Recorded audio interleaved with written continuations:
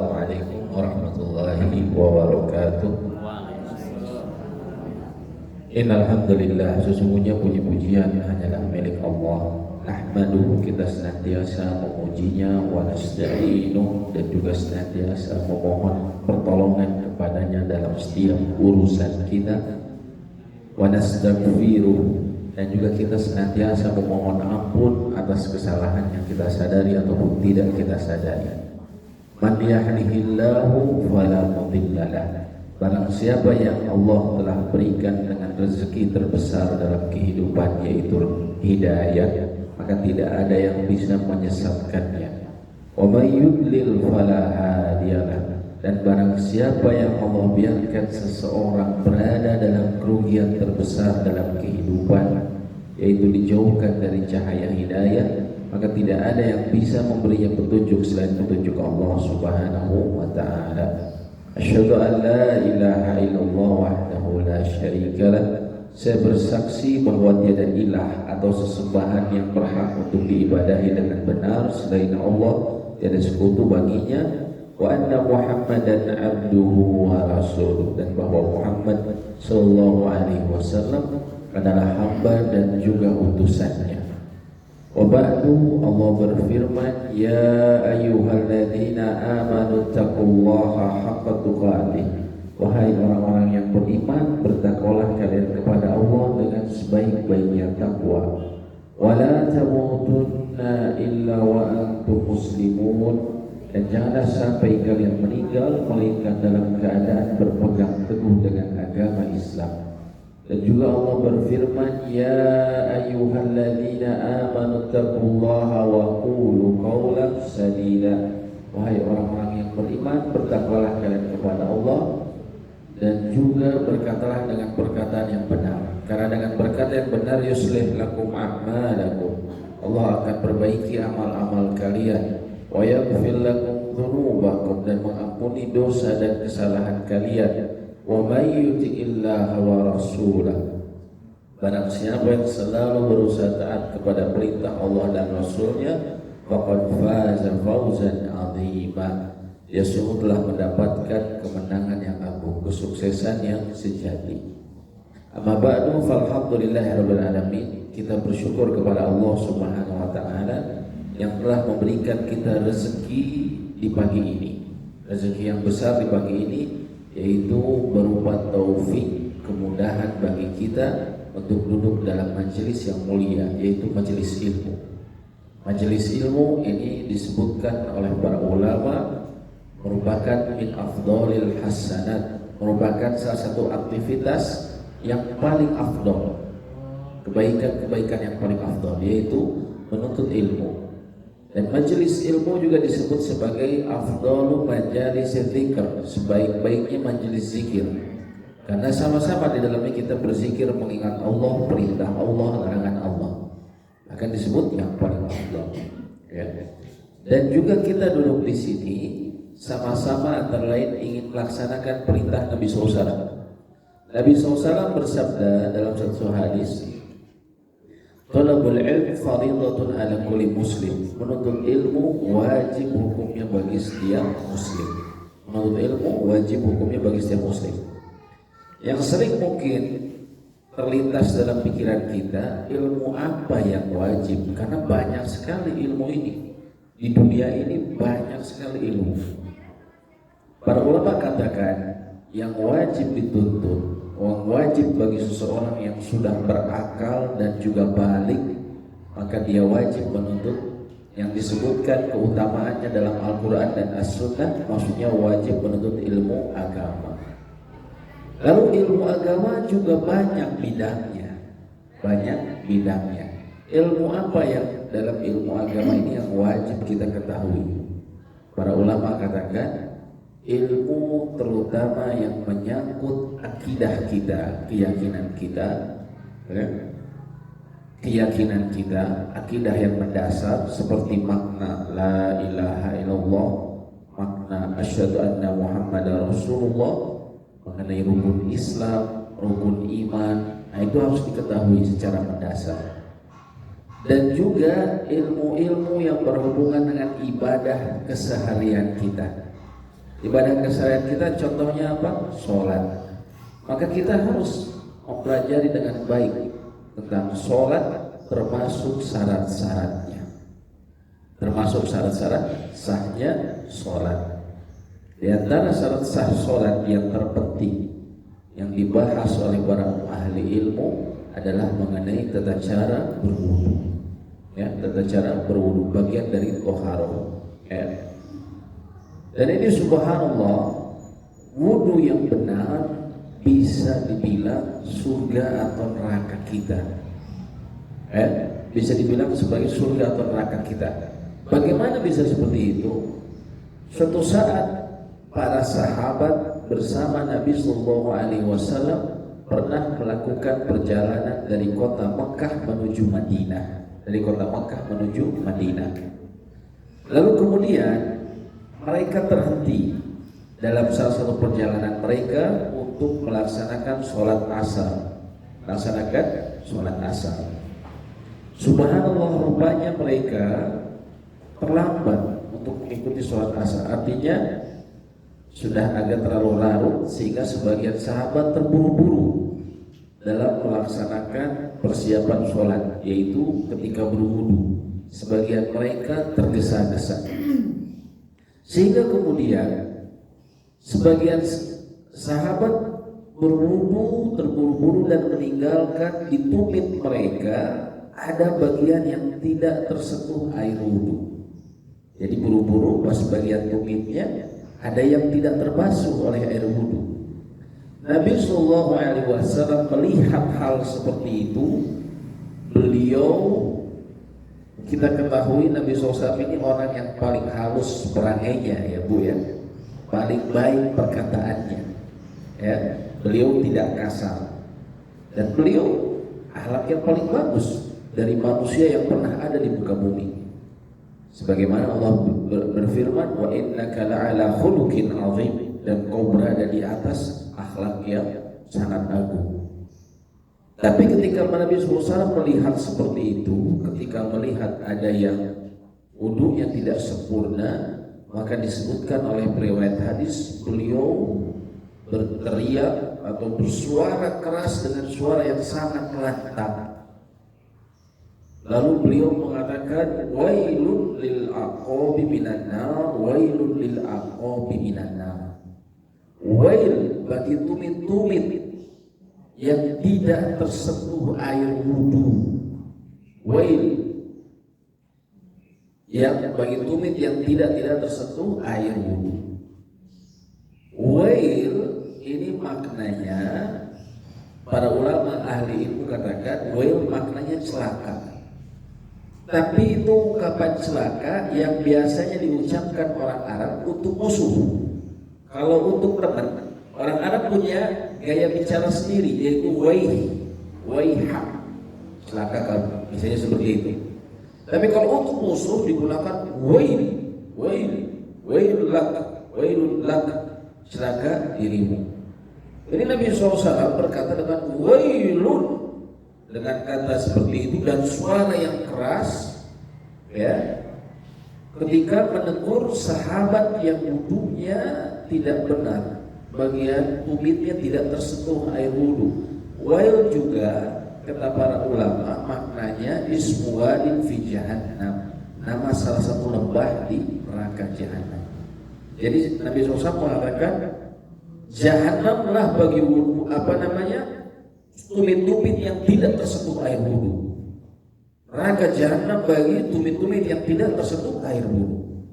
Bagaimana nih orang yang sholat berwudu diancam oleh Nabi SAW dengan neraka, ya? Dan beliau dengan suara sangat keras. Jawabannya karena sholat, Nabi SAW sendiri pernah bilang miftahus sholat adalah kuncinya sholat. Dan sholat tanpa wudu yang sah, tanpa wudu yang benar, kaki ini atau tumit adalah bagian dari rukun wudu. Namanya rukun, salah satu yang tidak boleh ditinggalkan sama sekali. Maka ketika seseorang meninggalkan bagian kaki tidak dibasuh secara sempurna, rukun kakinya berarti gugur, tidak sah. Dan ketika salah satu rukun dari wudu tidak sah, wudunya tidak sah. Wudunya tidak sah, sholatnya tidak sah. Padahal Nabi SAW bilang, Inna awwala ma yuhasabu bihil abdu yawmal qiyamati min amalih. Sesungguhnya amal pertama yang kelak akan dihisab oleh Allah pada hari kiamat dibandingkan amal-amal lain, sholatu adalah sholatnya yang pertama kali dihisab. Fa in sholahat, bila sholatnya baik, faqad aflah wa anja, maka dia sungguh telah beruntung dan dia selamat dari ancaman api neraka. Kalau sholatnya baik.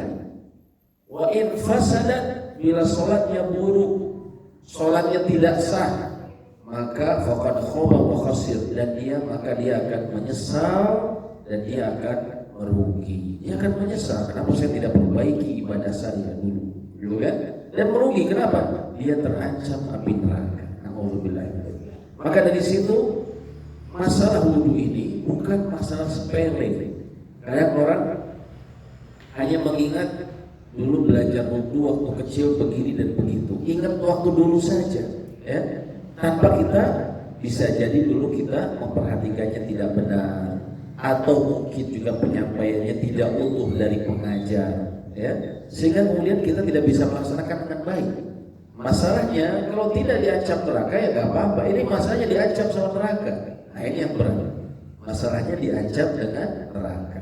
Oleh karena itu penting sekali kita memahami tata cara wudu yang benar sesuai petunjuk Nabi SAW. Sebelumnya saya pernah sampaikan di sini juga mengenai tata cara berwudu. Insya Allah pada pagi ini juga kita akan coba praktekkan. Kita akan coba praktekkan tata cara berwudu yang benar. Dan juga sekadar mengingatkan yang telah kita pelajari, tata cara wudu yang lengkap yang dilakukan oleh Nabi SAW itu disebutkan dalam hadis yang disebutkan hadis Humran ibnu Uthman, Humran maula Uthman, Humran mantan budak Uthman ibnu Affan yang dibebaskan. Jadi Humran ini mantan budaknya Uthman pernah membantu Uthman ibnu Affan mempraktekkan tata cara wudu Nabi SAW. Jadi Uthman suatu sore pernah mempraktekkan tata cara wudu Nabi SAW di beranda Masjid Nabawi. Di beranda Masjid Nabawi, beliau memperlihatkan kepada para tabi'in generasi setelah sahabat. Ya, kata Humran pertama kali tentunya setelah berniat seseorang berwudu, Uthman ibnu Affan meminta air, lalu ghusala kafaihi thalatha maratin. Beliau mencuci tangannya sampai pergelangan 3 kali. Sampai pergelangan 3 kali. Kemudian apa? Kemudian famadmadha thumma madmadha wastansyaq. Kemudian beliau kumur-kumur dan juga istinsyaq. Istinsyaq ini maksudnya berkumur-kumur lalu memasukkan air ke hidung. Dengan cara apa? Dihirup. Dengan cara dihirup, bukan dicolokin. Orang banyak wudu itu cuma dicolokin aja. Nah ini salah. Harusnya dihirup. Dihirup langsung, kemudian dihirup pakai tangan kanan, dikeluarkan dengan tangan kiri. Kata orang Sunda dising-selingkeun. Nah itu maksudnya, dikeluarin dengan tangan kiri, ya. Dan disebutkan ketika dihirup ini berusaha dihirup dengan kuat. Mungkin kita belum biasa, kerasa nyegak kata orang Sunda ya, tapi itu ada manfaat kesehatan. Ada manfaat kesehatan. Kata Nabi, pertama ada manfaat kesehatan, dan juga yang lainnya kata Nabi SAW, kalau seseorang baru bangun tidur jangan lupa untuk istinsyaq. Fa inna syaitan yabitu fi khaysimihi. Karena syaitan itu dia bisa bermalam di hidungnya, rongga hidungnya. Itu hadisnya sahih riwayat Imam Bukhari. Mungkin kita berpikir bagaimana syaitan bisa nginep di sini? Ya. Nabi SAW bilang syaitan itu bisa berjalan di antara darah manusia. Ya. Maka mereka juga bisa masuk ke bagian-bagian tubuh lainnya, di antaranya ke rongga hidung. Ya.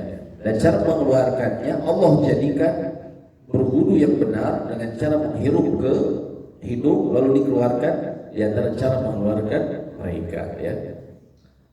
Kemudian setelah tadi menghirup dikeluarkan, Utsman kemudian disebutkan wa ghassala wajhahu thalatha maratin. Beliau mencuci wajahnya 3 kali. Mencuci atau membasuh wajahnya 3 kali. Tapi kita ingat Bu, yang namanya mencuci wajah itu dari mulai terbit, dari mulai tubuhnya rambut sampai ujung dagu. Ini panjangnya. Adapun lebarnya dari satu telinga ke telinga lainnya. Sehingga ini harus terkenal semuanya. Bagian yang ada di sisi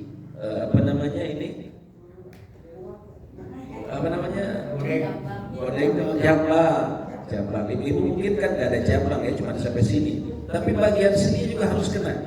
Di bagian bapak-bapak samping godeng ya, samping godeng harus disapu juga. Kan banyak orang dulu cuma gini. Nah, ini ditinggalin. Ini nggak sah, ya nggak sah. Jadi harus semua. Utsman mencuci wajahnya, membasuh wajahnya 3 kali. Kemudian apa? Wa ghassala yadahu salasa marratin. Wa ghassala yadahu al-yumna salasa marratin. Kemudian beliau membasuh tangannya yang kanan 3 kali. Jadi yang kanan dulu 3 kali, bukan selang-seling. Tapi yang kanan 3 kali sampai siku. Dan saya pernah mungkin contohkan, nanti kita contohkan lagi. Di antara kesalahan orang cuma mencuci dari sini saja. Kenapa? Karena dia merasa tangan ini sudah basah. Jadi dia cuma dari sini saja. Padahal kalau yang pertama ini hukumnya sunnah. Kita cuci tangan di pertama sunnah. Kalau yang ini rukun. Ya, jadi tetap harus dari ujung jari sampai siku, termasuk siku. Ya. Thumma yusra mithla dzalik. Kemudian yang kiri seperti itu juga kata Humron, dibasuh yang kiri sampai siku 3 kali. Thumma masaha ra'sahu, kemudian menyapu kepalanya. Menyapu kepala ini dari mulai ujung rambut sampai belakang. Ini yang sempurna. Tapi tidak sampai tengkuk, cuma sampai ujung rambut saja. Kemudian kembali lagi. Kemudian Nabi SAW memasukkan jarinya ke dalam telinga dan jempolnya di belakang, dibersihkan seperti itu. Tapi yang ini nggak disebutkan salasa marratin, nggak disebutkan 3 kali. Kalau yang ini, ya, disebutkan cuma sekali saja. Ya. Kemudian yang kaki, kemudian thumma ghusala rijlahul yumna salasa marratin. Kemudian mencuci atau membasuh kakinya yang kanan sampai ka'ab atau sampai mata kaki 3 kali. Thumma yusra mithla dzalik. Kemudian yang kiri 3 kali. Ya. Kemudian beliau berkata, ra'aitu Nabi sallallahu alaihi wasallam, saya pernah melihat Nabi sallallahu alaihi wasallam yatawadda nahwa wudu'i hadza. Beliau berwudu seperti wuduku tadi. Kemudian Nabi SAW pernah bilang, man yatawadda'u nahwu wudu'i hadza, barang siapa yang berwudu seperti wuduku tadi, thumma lam yuhaddithu nafsahu fihim, thumma yarka' raka'ataini, kemudian dia sholat 2 rakaat, thumma lam yuhaddithu nafsahu fihima, dan dia tidak berbicara kepada dirinya sendiri di keduanya, ketika wudu ataupun ketika sholatnya, tidak bicara kepada dirinya sendiri, gak ngelamun.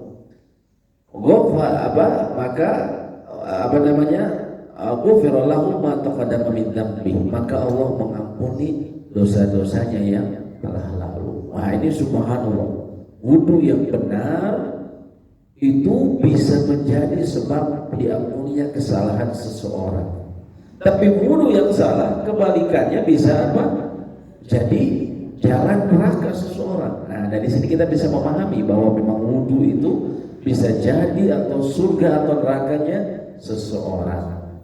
Ya, itu dasar tata cara berwudu yang lengkap. Tata cara berwudu yang lengkap, yang sebagaimana kita mungkin banyak praktekkan. Kalau dari Al-Quran, surat yang tadi dibaca, surat Al-Maidah ayat 6. Tapi kita lihat dalam surat Al-Maidah ayat 6, cuma ada 4 anggota tubuh yang dibasuh. Allah berfirman, ya ayyuhalladzina amanu, wahai orang-orang yang beriman, idza qumtum ila shalah, bila kau hendak mendirikan salat, berniat untuk salat, faghsilu wujuhakum, maka basuhlah wajah-wajah. Wa aydikum ilal marafiq, dan tanganmu sampai siku, termasuk siku. Wamsahu bi ru'usikum, kemudian sapulah. Kalau tadi perintahnya bahasa Arabnya iksil. Iksil itu dibasuh, dikumpulin dulu airnya lalu ditumpahin. Jadi jumlah airnya cukup banyak. Kalau yang kepala, wamsahu bi ru'usikum, sapulah wajahmu. Kalau sapu, airnya kita ambil terus kita buang, tidak perlu kita kumpulkan. Kepala, wa arjulakum ilal ka'bain, dan basuhlah kakimu sampai mata kaki. Cuma ada 4 tuh ya. Kenapa? Apa bedanya? Kata para ulama, inilah yang rukun, yang nggak boleh ditinggalkan, yang harus dikerjakan. Kalau namanya rukun itu, Bu, tidak boleh ditinggalkan dalam keadaan sengaja, tidak sengaja, atau tidak tahu. Jadi kalau namanya rukun, ini gak ada kompromi. Gak ada kompromi. Oh, saya lupa, harus tetap diulang. Oh, saya sengaja tinggalin, gak sah. Oh, saya gak tahu, saya baru tahu kalau kaki itu harus semuanya termasuk mata kaki, gak sah, harus ulang lagi. Jadi rukun ini gak ada kompromi, harus dikerjakan. Yang rukunnya tadi kita lihat wajah, ya, kemudian tangan sampai siku, kemudian kepala disapu, kemudian kaki sampai mata kaki. Artinya yang rukun ini yang nggak bisa ditinggalkan. Begitu juga nanti kalau ibu-ibu atau bapak-bapak dalam kondisi tidak bisa menyempurnakan wudhu. Dalam arti apa? Air terbatas. Air terbatas, gak banyak air. Kalau saya wudhu sempurna, kayaknya gak cukup nih air wudhunya. Maka bapak-bapak, ibu-ibu, kerjakan saja rukunnya. Nih ada 5 orang di rumah, airnya cuma seember kurang, ya. Kayaknya gak cukup, apalagi mau dipakai ada keperluan yang lain misalnya. Kerjakan saja yang rukunnya.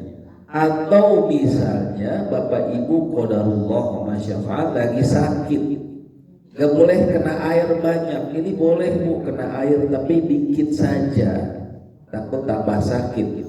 Ya sudah, kerjakan saja rukunnya.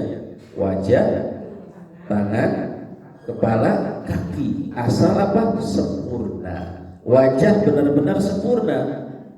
Wajah tadi benar-benar sempurna. Namanya wajah itu dari tempat tumbuh rambut sampai dagu.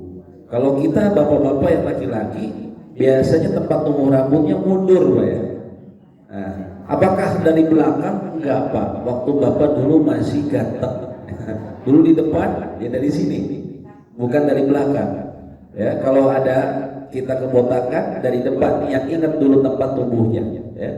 Kemudian sampai dagu kita. Ada pun lebar tadi seperti ini. Makanya supaya memudahkan kita lebarkan, ya, supaya kena sampingnya kena. Setelah itu apa? Tangan.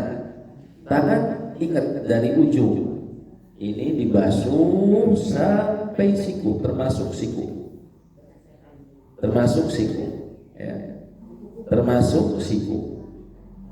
Kemudian apa? Kepala. Kalau kepala tadi ibu gak usah kumpulin air, cukup ini saja dipercikan, nanti kita praktekkan. Tapi memang kepala ini yang sempurna semuanya. Kata Imam Syafi'i minimal kena depannya saja. Kata Imam Syafi'i. Tapi kalau bicara afdol semuanya. Kalau bicara afdol. Kalau ibu yang rambutnya panjang gimana? Gak usah rambutnya semua, Bu. Cukup apa? Kulit kepalanya saja. Ya, kulit kepalanya saja seperti itu. Kemudian kaki sampai mata kaki, sampai mata kaki.